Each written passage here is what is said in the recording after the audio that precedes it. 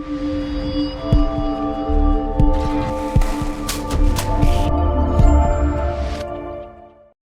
is this all about? We know that we're here for a life experience, but at the beginning we thought we could just do whatever we wanted, but now we understand that, it's better to be on a good path, a spiritual path, a happy path. Life's still not easy, but it's a lot better when you realize drinking drugs is not going to get you there. It was a false vision that was sold to us. We're all going to be millionaires, we're all going to be gangsters, we're all going to, have the nice cars and that. It's not true. That, true happiness comes from within. It's something that you create, and that's what we need to get back to. You create your own happiness. It doesn't come from out here, and then whatever comes from out here is just a bonus. So we should all be living, a very spiritual, happy life.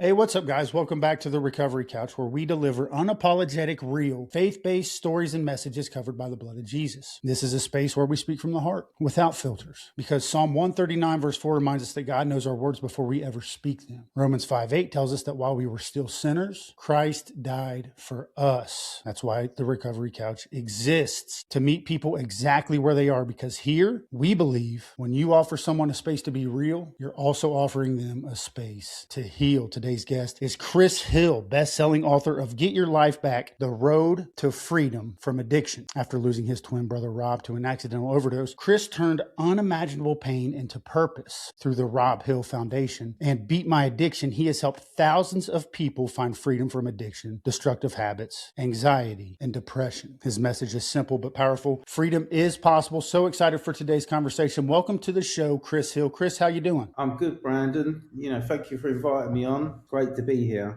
Yeah, we're so glad to have you, man. You're doing awesome work in this world. This is big deal work. And for some of the people out there who have a stigma attached to addiction, they don't understand that people in addiction are people too. And they're people that people love, and people who are just struggling to love themselves. So I know a little bit about your story, but why don't you tell the listeners kind of how you got into the recovery business? I mean, I spent probably 20 years in addiction. Started from smoking at a young age, and then it was alcohol, and then that turned into recreational drugs. I don't know, we got caught up in the late 80s, early 90s with the ecstasy and the house music and stuff. And we just got sucked into that lifestyle. And I suppose as a youngster, I wasn't like a rebel, but I was always questioning, and so I was probably a bit disruptive at school and stuff. And so you get labelled quite quickly that you're never going to amount to anything. And to be honest, it didn't really bother me. I was having fun, drinking, taking drugs, doing whatever I was doing. But the unfortunate part, after many years, there's consequences. There's consequences to our behaviour when we drink. When you take cocaine or other drugs like that, our behaviour, the ability to make the right or wrong decisions goes out the window. And what we think is okay to do, it's not okay. And unfortunately, after 20 years, my mental health, emotional health, spiritual health, I was in a mess, an absolute mess. And we always go to the traditional services. We always go to the doctor first, go to the psychiatrist, go to counselling. I'm not saying that any of those are wrong. We all need some professional help, but my problem was a lot deeper. It just seemed to be somewhere where that they couldn't get me to. They could give me tablets, they could give me, I don't know, some basic, behavioural changes to make, but my problems existed within me.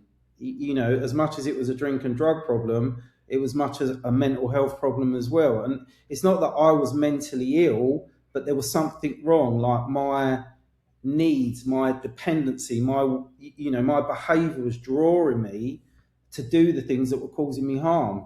And really on that journey, I suppose it came to a point where I remember my mother-in-law, she gave me a book, and it was, I don't know if a guy called Alan Carr. It was like an easy way to stop smoking.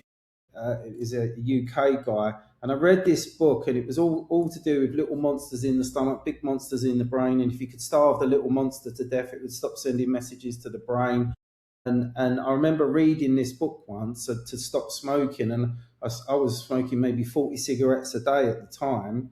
I just stopped, after, umpteen, times of just putting cigarettes out and just trying to will myself to stop. I just stopped, and it was a couple of days of a bit of uncomfortableness, but after that, I just lost the want and need to smoke, and it was almost like a miracle, I suppose. But I was still taking drink and drugs at the time, and so somewhere along the line, I've started to smoke again. But I thought it's not a problem because I can just go back to this book, and the book will help me stop. But this time, I read the book and it didn't work, and then I read the book again and it didn't work, and really that was what sent me on this journey of discovery. Like, how can I get back to? Because ultimately, what the book gave me was that inner peace. It was like it reset my brain back to who I was before I started to smoke. And so that was the beginning of a journey that I went on to try and find the route out of addiction. Now I had an experience of it, but at that time I couldn't get back. The method couldn't get me back. And then, it's really just randomly one day I watched this film called The Matrix. Remember the film The Matrix? Yeah. And it's all to do with virtual reality worlds, futuristic, um, but it's just a science fiction film. But I watched the film, and I remember it was like the following day, it was like this light bulb moment. It was like this self realization that something similar was happening to me, that I was like an independent entity to how my mind and body were working. So it was like, I suppose the light bulb moment was like a disconnect. I was able to disconnect from how my mind and body were working to then be able to observe my thoughts, my feelings, and my emotions, which is ultimately where my drivers came from, that want and need. When I introduced a drug or a behavior or a habit or something that released chemicals in my brain that made me feel good, now what we understand is dopamine is a prehistoric mechanism to repeat behavior. I didn't really fully understand that at the time, but what I understood, that I was independent of the need, the want and need that came from inside of me. And it was just, as I said, this random science fiction film that almost, unlocked that key. It was the key that unlocked the box that allowed me into my brain, into my mind. And from understanding through the Alan Carr methods and other therapies and that, I understood that now I knew where my problem was, that I could then sit in my brain and start a communication. So, and that's really what I did. And, from teaching myself, we call it like a self-talk technique, I was able to open up a dialogue with my mind. And it takes, a week, 10 days. But after that, the mind went dormant, the same as what I understood with the cigarettes before. But this time the mind went dormant, and I knew how it had gone dormant. And trust me, after that understanding, I went and tested it again and again, but it worked every single time. And eventually what I did is I got rid of all the drink and the drugs and the nicotine and everything else that I was taking. And I rebuilt my life, and I was doing really well, maybe 7 years into that. And then tragically, it's always like a long story, but I've got a couple of brothers, like an older brother and a twin brother. But you know, tragically, my twin brother went out on a night out. We had a very similar story. And he went into rehab. He actually did like almost, I think it was about 18 months eventually in rehab to try and get off drinking drugs. But he came out and he was okay for a while, but he sort of slipped back a bit. He was actually working for me because once I got off drinking drugs, I started my own business, started a family. I did everything that everyone ever really, really wanted or needed. And then, we went out on a night out. He decided to take some ecstasy after 20 years of not taking ecstasy, but the body just wasn't ready for what it hadn't had for all of that time. And it got into his blood system, and it shut his organs down, and tragically, like, he died. which you can understand for me was just completely life destroying. I think that was the first time I ever really contemplated suicide. I was just, you know, I can't tell you that I'm the biggest religious person in the world, but I remember looking up from my bedroom in my bed and just thinking, look, I never signed up to this. This is not what I've signed up to. And and I suppose at that point was the point, do I just give up? Do I just check out? Do I, but something inside of me, because I had a wife, a young child, there was something inside me saying, like, Chris, you got to stay. You have to stay, because you've got all of this information. You've got 6 years of recovery. You've overcome crack cocaine, alcoholism, smoking, mental health, trauma. But you've got it all in your head. It shouldn't be in your head. You need to put it. You need to be able to share it, to give. And so, it took me maybe 6 months just to try and get my head back together. I almost lost my business. I just fell apart. But I never went back to drink and drugs. I knew from what I'd understood, drink and drugs was never going to bring my brother back. It was never going to fix anything. In fact, after 20 years, it's not something that I want to experience again. But once I sort of got my head back into a space, I decided to write a book. I just started with a pen and a pad, and I just started to write. And because the whole point in writing was, I didn't want to lose my brother. I didn't want to lose, his existence. Like, he was a good person. Even though we get caught up in drink and drugs, we're still good people. We're not born into this world drug addicts. We're not born evil. We're born with a blank page. But some of us are served, you know, the way that we're brought up and stuff. People have good upbringings and not upbringing. I'm not saying we didn't have a good upbringing, but we were presented, society presented us with a lot of things. And back when we were young, smoking was normal, drinking was normal. It was just normalized. And so, it was presented, we took it, we enjoyed it. But the problem with having a mindset of, I don't know, the ability to question and push boundaries, take risks, which is what we did, you can get yourself into trouble. So, but coming back to the book, I just needed to keep his name alive, his memories alive. So I wrote this book. But then, whilst I was writing this book, or what came out of this book, I decided to write what we now call the 7-day beat addiction plan, which is really just the psychology around mental. It's not 7 days to beat your addiction, but it was. I wrote this booklet to say it takes around 7 days to prepare yourself for change, to be able to make that decision, to confidently say that from this moment on, for the rest of my life, I'm never going to do this again. Because the moment you write that down, the moment you sign that bit of paper, you are sending a message directly to where the mind exists, and saying, enough is enough. But that is what we call it, triggers like a conflict with your mind.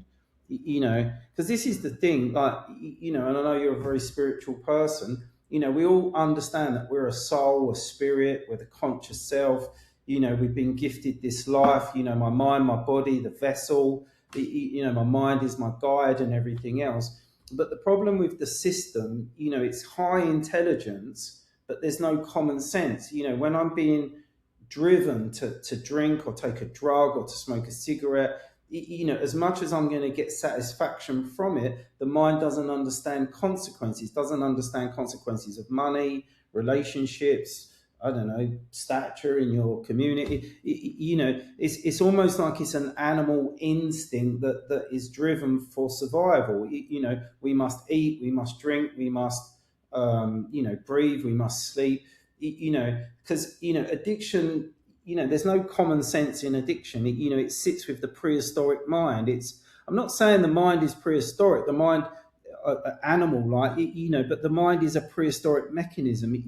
It wasn't created for a modern day society. It was created back when I don't know, when we didn't have houses or trains or rockets that we could fly to the moon. It was a very basic model of survival. Same as, a fox, an animal.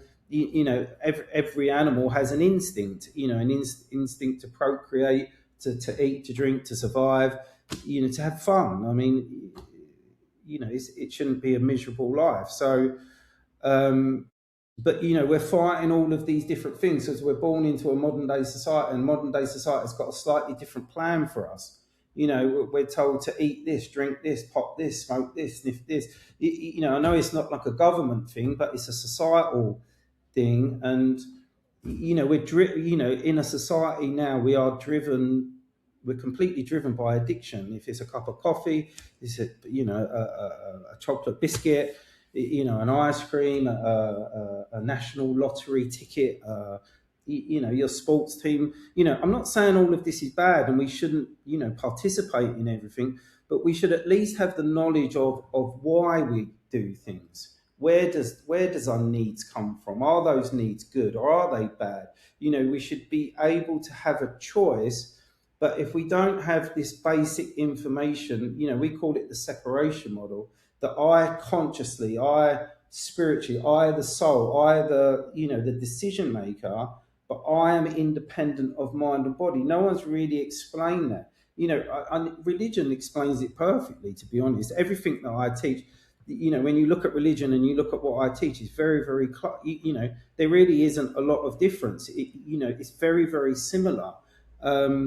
It's just that where I sit and how we teach it, we stay in the education and science. Like, we have to evidence what we, teach. We have to evidence the separation model. We have to evidence the outcome. But, sitting just over that line of where we go up to, our faith, our religion is, are our beliefs, And I've had, look, many experiences, since losing my brother, like messages that have, that things have happened to me. And at that moment of that happening, something else happened. And the only way it could have happened, it was like my brother sending me a message just saying, I'm still here, keep going, giving me that inner strength to just keep pushing forward. The unfortunate part about what I do and how I help people in recovery is there's a lot of sacrifice. People don't understand. Like, when I help someone, I don't just go, oh, there's a booklet, go and read it, and I'll see you next week. We physically have to go on that journey with them, and we have to stay on that path as long as it takes until that person, releases themselves from this trauma, this dependency, this addiction, so that they've got the tools to then go on and get on with their lives and stuff like that. So in a sort of roundabout way, that's what I do. And since then I've set up like a homeless charity. I've set up like a mental health charity to help people. I run, one-to-one clinics. We've just started like a coaching program where we're now teaching people how to coach, to become, a qualified coach, and then help people through lived experience through the process that we teach. Here in the UK, and I guess it is even worse in the US and stuff. Like, we are at epidemic levels. We've got a ketamine problem going on over here at the minute with the youngsters.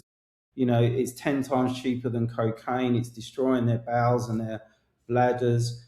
We've got, the normality of alcoholism and the problems that brings.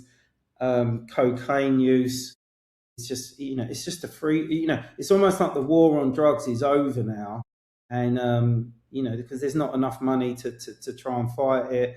I think they lost that war many years ago, and even to the fact that here, the NHS and other medical services now give out, ketamine, LSD, cannabis and stuff like that. I haven't got, to be honest, I have no problem with medical use. If someone needs something to heal or to recover, then give it to them. But there's not enough messaging on the other side of the consequence. Every drug comes with a side effect, whether it's paranoia, schizophrenia, whether it's behavioral change, whether it's violence, whether it's criminality. Unfortunately, the moment you drug the brain, then you get a different person, that conscious self that pure essence of life is slightly distorted. We now have a distorted way that we see the world, and okay, maybe in a creative way it might aid people, but in general, it's not good. I don't adhere to it. You know, what we teach people is to be in your natural state of being. The way that you were born into this world, we were equipped. We were equipped with emotion, feeling, thought. We had our aspirations. We had our imagination. We were equipped to manage. Even in a modern day society, we were equipped. But slowly, that child innocence is taken away because we smoke this, we drink this, we do. And we find other ways to satisfy, pleasure. But the problem with drink, drugs, and other substances and activities is is a quick fix with consequences. And really, what I've learned in life is if you want happiness, you have to work hard. You work hard for a result, not open a can and get an instant fix. A can of beer will tell you, peace, calm, and happiness. It says it on the tin.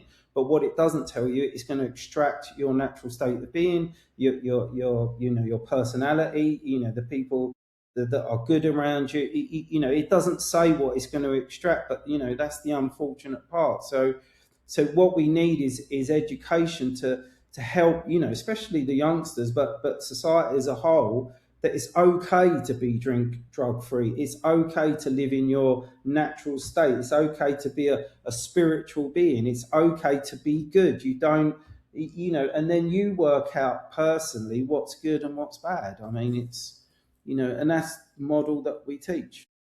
This episode of the Recovery Couch is brought to you by Greg Swartz at Remax Victory and Affiliates. Greg brings heart, hustle, and honesty to every deal. Call Greg at 937-477-8975 today and tell him the Recovery Couch sent you. Yeah, I love that. A lot of lived experience there, Chris, which is one of the better teachers that I've learned when you step into this field of recovery and caring and loving people through active addiction. How do you teach a reprogramming of the mind? So it's a very simple model. We call it the separation model that we teach, that we are the conscious self. I am awareness, I am energy, I am a decision maker, I'm the experience of life. But what's going on behind me is my mind and physical body. And that my mind and physical body are two different entities, but we're all living in the same, space. And so my mind is my guide, my body is my vessel, but ultimately I'm the decision maker. So we educate to the three parts. Once we have enough education, part of it you need to think outside the box, and sometimes we'll show the film The Matrix to give like a different sort of take on things. But once we have enough information, then we would make a decision, a declaration of change, and we would write that down. From the signing of that document would then create the separation. Because the moment you make a decision that goes against your mind and physical body, the mind and physical body will come at you.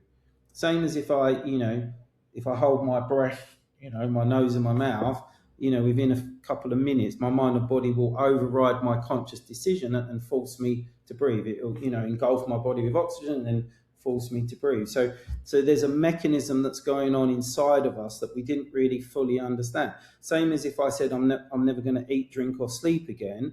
I can make the decision, but my mind and body will immediately start working against me to try and convince me that it is the right to eat, to drink, and to sleep. So that is the mechanism that we kickstart with a decision that goes against the system. Because once you see the system work against you, then you start to see the evidence of what is going on. So, and just by making a conscious decision, then we start to get the evidence of what's going on. And then we start, because we would have trained the person using a self-talk technique, and with the timelines that we use, after about 10 days, the system then goes dormant of the dependency. So it never, at no point can anyone or anything ever take away your free will. But ultimately, once you've seen that your body's gone dormant of the habit, behavior, addiction, then hopefully you're going to make better choices, that you're going to realize Because once the system goes dormant, you go back into what we call high emotional state.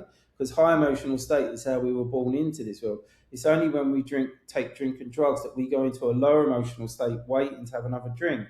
And the perceived high is just going back to what we had. And as the drug runs out, then we go into withdrawal, the voids, the hunger, come back, and we have to sit like that until. So that's the process of how we teach it. Your program also equips people with tools. Yeah. What tools does your program teach? So the whole program is what we call it self-management. So it's a self-management program of my thoughts, feelings, and emotions. So once we do the separation, once we have communication with the mind, so no matter what emotion comes, emotion, thought, feeling, we are able to, one, to question it, we're able, two, to go back in and change it, and three, have a, almost a better relationship with our inner self. And once you have that communication, you build that relationship, and then ultimately we then start to attract better things into our life. And we want to feel good, but but to feel good you need to do good things. You need to be a good person, because if we're doing bad things, then we get bad feelings, and then we attract more bad things to us. So ultimately we want to be on a good path. And if you don't feel it inside, or you've got trauma, then we've got the ability to go back in, and change things. And the more you change your inner self, the more you get a different result externally. But we spend our whole lives trying to change things externally without doing the inner work. And really, like, if we understand like law of attraction or energy or vibration, we can only vibrate to what we are putting out, and predominantly is how you feel. So however you feel, when I was taking drink and drugs, everywhere I went, there were people taking drink and drugs. It was like I was magnetized to them. But now I switch my mindset off of drink and drugs. I'm not attracted to them. I don't vibrate towards them. And now I'm more attracted to people that don't take drink and drugs. And that's without me making any decisions. It's just, there's, these laws of vibration and stuff like that. And then I read also in my research that you do a calculation of the cost of addiction. How Yeah. do you calculate that? Well, I mean, there's some calculations you can, and sometimes some that you can't calculate, not in a monetary way. I mean, we just say to people, how much do you spend? Because people don't really recognize how much they spend. But we've been teaching this for over a decade now. So on average, someone that drinks, smokes, uses recreational drugs, and this is recreationally, they're still working and stuff like that. They're probably spending like 20,000, pounds, dollars, on average a year. It's an enormous amount of money, but no one ever, and that doesn't bring into the bad decision making, the relationship breakups, the divorces, the lost jobs, the mental health issues. You can't really calculate that, but on a monetary term, you can definitely calculate that. And some people are into like the hundreds of thousands. I'm going to an event on Monday. It's a professional footballer or goalkeeper. I think he spent like, I don't know, 2 or 3 million in his lifetime on gambling. Which is, again, even though it's not a substance, it's still a release of dopamine when he wins. The mind says, "Oh, that was good. Let's repeat." But what the mind doesn't understand is the losses. It only understands fulfillment. So, and it's the same with food. People consume food, but the mind doesn't understand, weight gain, health problems. The mind keeps telling us to keep consuming food without the understanding of the consequence. See, mind and body don't understand illness. It only understands fulfillment. So consciously we have to take more control of our decisions, but the decisions that we're taking control of is what's going on inside of us rather than what's going on outside of us. Yeah, I love that, Chris. So many different methodologies, the tools, the manifestation, plugging into the mind, attracting health and wealth as opposed to drinking and drugging. I got a question for you. Um, Final question. So, say there's somebody who just got released from jail and they're on probation and they were a former drug user and they want to get better, but they don't have any money, they don't have a job, they don't have a home, they don't have a driver's license, and all the odds are stacked against them. Where do you start with this person? How do you encourage them, and what advice would you give them? Yeah, I mean, immediately I would say anyone that's ever been involved in drink and drugs has an entrepreneurial mind. People think, the things that I've done, no one's going to, who's ever going to listen to me and stuff like that. And I felt the same, to be honest, before. But what you need people need to realize is to sustain a drug problem, or criminality or whatever. You've had to learn to understand people, money. You've had to learn to duck and dive. You certainly have to understand and manage multiple things all at the same time. So if you take that skill set and remove it from an addiction and put it into like a business model, then they're already equipped. It's almost like they've got this common sense already how to build, create, survive, because that's what running businesses are. So rather than thinking that you've got to go in and have employment and be judged and stuff like that, I would say to people, think about something that you want to do, something that would make you happy. It might be helping people. As I said, like we've got like a free program on our charity website, robhillfoundation.org. We can repeat it in a minute, but you can come and learn this program. And if you think the program makes sense to you, then you could get in touch and we could talk about how you could learn how to coach it. And then you could build a career as a coach, and then you can go and coach communities, people. um, there's so many people struggling. There are millions and millions of people, and even though people know that they're struggling, they're too frightened to reach out. There's too much judgment. There's too much stigma. And a lot of this is hidden. No one really wants to talk about it. So the more someone can heal themselves, the more you become the beacon that it creates the light which attracts the people that are looking, will then attract to you, and you can facilitate that help. And whether you do it as a page, you do it as a charity, it really doesn't matter, as long as because the best person to ever help someone out of a mental health or addiction problem is someone that's been through it themselves. It's called lived experience. It's not from a textbook. This is the raw understanding of what I went through, what's happened to me, how I've got out, and now what I'm doing now. Do you know? And that's so keep going. Try not to think of the judgment. Just especially once you get control of your mindset, that the world has infinite possibilities for everybody. So Yeah, I love the hope in that message. You can make a career out of this, helping other people. You could become a mentor, you could become a counselor, you could become a coach. And so there is light at the end of the tunnel, is a phrase that we commonly use. Why don't you tell the listeners where they can go find you? You mentioned thefoundation.org. Plug that, plug your website and your coaching program. yeah. So yeah, all of our charity work is done. I set up a charity for my twin brother Rob. So in the memory of my twin brother Rob. So it's robhillfoundation.org. So robhillfoundation.org. There you can get our free 7-day plan. There's a support group online, and you can call us and you can speak to us, and we can have conversations.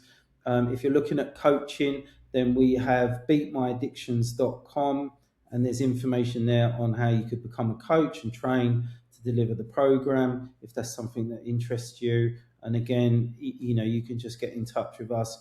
And it doesn't matter that wherever you are in the country, in the world, we want to help. We want to train.